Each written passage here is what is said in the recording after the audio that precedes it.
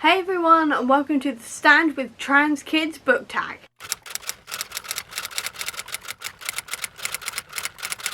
This week is the Trans Rights Readathon, which is a readathon dedicated to reading trans and non-binary authors. It's also about raising awareness for trans rights across the country and across the world, actually, as well as raising awareness for various different charities and donating to those charities and things like this to try and make trans lives that little bit easier in a world which is so filled with hate and scary like legislation and things like this that should just generally not be happening at the moment in the world and things like this. So I thought I would do the Stand with Trans Rights book tag because this was around last year. I did not do it last year and I felt like there was no better time to do it than now. So let's get into the questions. Question number one is tag some fabulous friends who may also want to do this tag and stand with trans rights. So I'm going for Hannah, Abby and Lizzie. Question number two is tell us about some books on your TBR pile featuring trans or non-binary characters or non-fiction about trans non-binary stuff. Unfortunately, I do not have any like non-binary or trans non-fiction. I really wish that I did, but I do not. So if you've got any recommendations for that, leave them all down below because I would love to have some non-fiction to learn more and things like this. Please leave that all down below. And in terms of my TBR pile, I do have the Queen of the Conquered, which is by a trans author, Casey Calendar. I've also got Wonderland by Juno Dawson as well. I should say that Queen of the Conquered is a fantasy about a woman getting revenge on the people who killed her family, and Wonderland, I think, is an Alice in Wonderland retelling, and it says what happens when you fall down the rabbit hole, and that's all I really know. I picked this up in a charity shop, so I'm excited to see what this one's all about as well. Question number three is recommend a book, show or movie featuring a trans or non-binary character, and I'm going to say The Umbrella Academy. This character does not actually come out as trans until the third season, and that is because the actor who plays them, Elliot Page, transitioned and came out throughout the space in between filming 2 and 3, and so they also added it to their character of Victor Hargreaves. So Victor has an entire bit throughout the third season where he is transitioning, or at least starting to live as a man. He gets his hair cut, he starts wearing more masculine clothes, he comes out to everybody and says that these are my pronouns, this is actually my name, and actually has a couple of conversations as well about being trans, how they felt when they looked in the mirror at themselves, all of this kind of thing. And it was really well done in my opinion. I think they also got Elliot to help them write those scenes, which was really fun, and I really enjoyed how the family and the rest of the Hargreaves siblings treated Victor after this. They very much immediately started using his pronouns. They started calling him Victor. They complimented his haircut. At one point, Luther, bless him, wanted to throw a party for Victor to say that they love him, which was just the cutest thing I've ever seen. I love Luther so much, and seeing his friendship grow with Victor after all of the trouble they've had over the years in their relationship and things like this was absolutely beautiful. It was absolutely wonderful to watch. Question number four is everyone has their own journey and no one demographic is a monolith. Recommend a book with a journey, however you define that. I'm going to say Heartstopper for this because this is all about accepting yourself and your sexuality, who you want to be your friends, how you present yourself, how you want other people to view you and not caring about that, all of this kind of thing. It's a very important topic of conversation, and like not caring what other people think, or just basically ignoring what other people think and what they're saying about you and how those people shouldn't be saying that anyway. All of this kind of thing is really important topics of conversation, especially around like teenage sexuality and like coming out and sort of accepting yourself, and also dealing with a lot of other mental health issues and things like this, and it's really important, and I found it really affirming and really fun and really sweet to watch as well. Question number five is none of us know everything, even about our own identities, especially since we're not a monolith and each of us has our own journey. What is a book that taught you something about either yourself or the world around you? I'm going to say So You Want to Talk About Race, because this really taught me a lot about like racism and like where its origins came from, how it affects people to this day, how like invasive it is and insidious it is and things like this. I also want to try a couple of others as well that are more UK based. I've got them on my phone on Audible that I really want to listen to soon, but this is the one that I started with, and it really taught me a lot. If you want to know more about like racism specifically in America, things like this, I do think this one is a good starting point. I don't think it covers everything, because I don't think any book could cover everything unless it was like 1,000,000 pages long, but I do think this is a good starting point and gives you sort of like a good base level of knowledge to then jump off of into other books as well. Question number 6 is, when things are hard in the world or in our lives, sometimes there are things we can do to help centre and refocus ourselves, to bring joy, to keep us going, to keep living, resisting and being our authentically amazing selves. What are the things you do to centre yourself or find joy?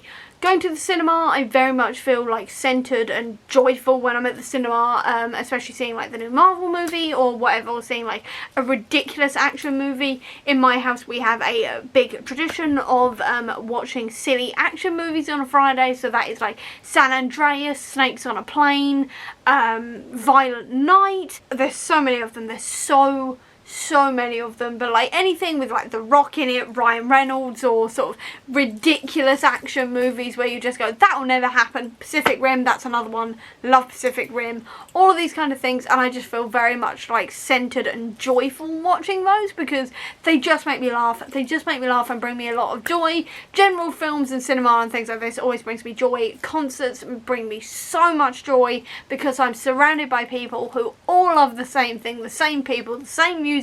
We're all singing, we're all dancing, we're all having a good time, we're all like laughing, joking, all the rest of it. I absolutely love that. I love that feeling whenever I get to go to a concert. It doesn't happen often, probably like 2 times a year or so, depending on how often McFly tour, because they're generally the people I go and see, unless there's like a big exception there, but it's generally McFly, who are my favourite band in the world. I love that feeling. Getting my hair redone as well. At the moment this is not done. It hasn't been done since like September last year, July last year, November last year, a time last year essentially. It hasn't been done in several months. It's probably going to get done in July this year again, when I go to see my McFly boys again.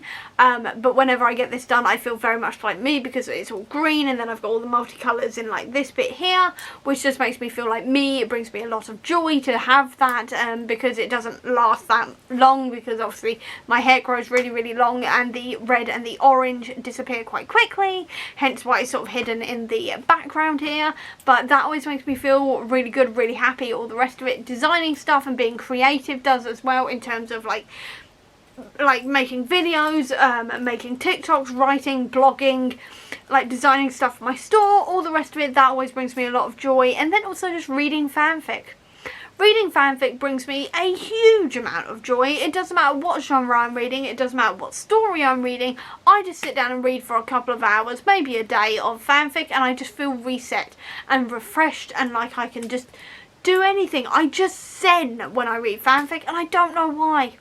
I mean, I zen enough when I read a book, but when I read fanfic, it's a new level of zen, and I do not understand why, but I ain't knocking it, because I need that reset quite often, so that's always fun when I get that. Question number 7 is, what is your walk-on song or your feel at home in your body music? I'm going to say Not Alone, Sink or Sing, 5 Colours in a Hair, and Red by McFly. Very much feel like sort of affirmed with those songs, whether it be because it's like my hair, or because I can dance around the kitchen to them. I am frequently found when I finished an audiobook listening to the Lost Songs by McFly, and I will hear Red and I will jump around the kitchen while cleaning it with absolute abandon, and it brings me great amount of joy. And then also I've got to say This Is Me, because that song, Not Alone and Sink or Sing, definitely speak to me in a lot of ways. It talks about like self-confidence and being proud of yourself, and you're not alone and things like this, which is very important, very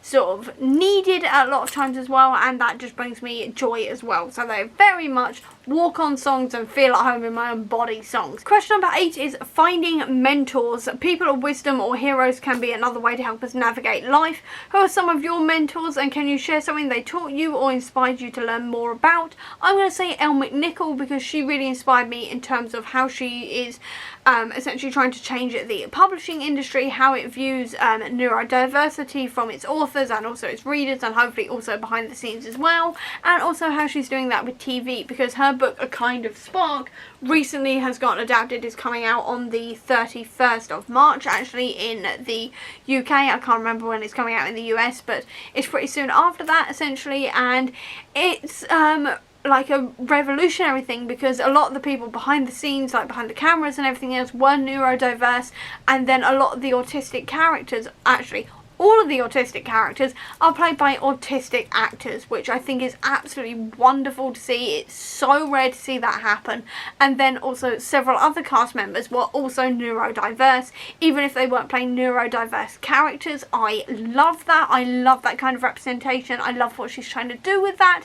It makes me really, really happy to see that, because it's so rare that that happens, and it just makes me really, really happy to see. Really want to encourage it, and it kind of encouraged me as well to sort of think to myself, I could possibly write a neurodiverse book as well and help with that change in my own way. For context, I am also neurodiverse, and I would only be writing about my experiences as a neurodiverse person, but I still love that she did that. I really look up to her for doing that and insisting that if anybody was going to ever adapt any of her books, it had to be with neurodiverse or like actors and people behind the scenes and things like this. I think that's so important. I'm so glad she's doing it, and I really, really look up to her for doing that. Question number 9 is, who are some out trans or non-binary booktubers, bookstagrammers, authors, actors, etc. who you'd like to shout out? I've already mentioned Elliot Page, so I'll move on from there. There's also Sim Kern, who is the creator of the Trans Rights Readathon, who created all of this, not this tag specifically, but they're the one who created the idea for the Trans Rights Readathon and everything else, so I've got to do a massive shout out to them, because they did so many things in terms of like bringing awareness throughout the community, and it is really spread throughout the community. The last I heard, there was like 2,000 people taking part in this readathon, so that is incredible. I also want to talk about Read with Reese, who created a spreadsheet which has a whole ton of like trans and non-binary authored and characters in books and things like this listed, and then also See Raid Read, because they also created an Amazon wish list which made it easier to buy these books for yourself as well, so that made this readathon 1,000 times easier, and then also filled my wish list after I sort of cleared it out. But it was needed because I did not have that many trans and non-binary authors on my TBR, so that I'm really grateful for, and I found a whole load more of really, really interesting, fun, exciting sounding books to read as well. So that's all incredible, so definitely go check all of them out. They'll all be linked down below, so definitely go check them out. They are all amazing. And finally, question number 10 is, what are some organisations you'd like to shout out for supporting trans kids and trans folks in general? I'm going to say Mermaids, We Exist, Stonewall UK, and a whole load of others I'll leave linked down below so you can check them out.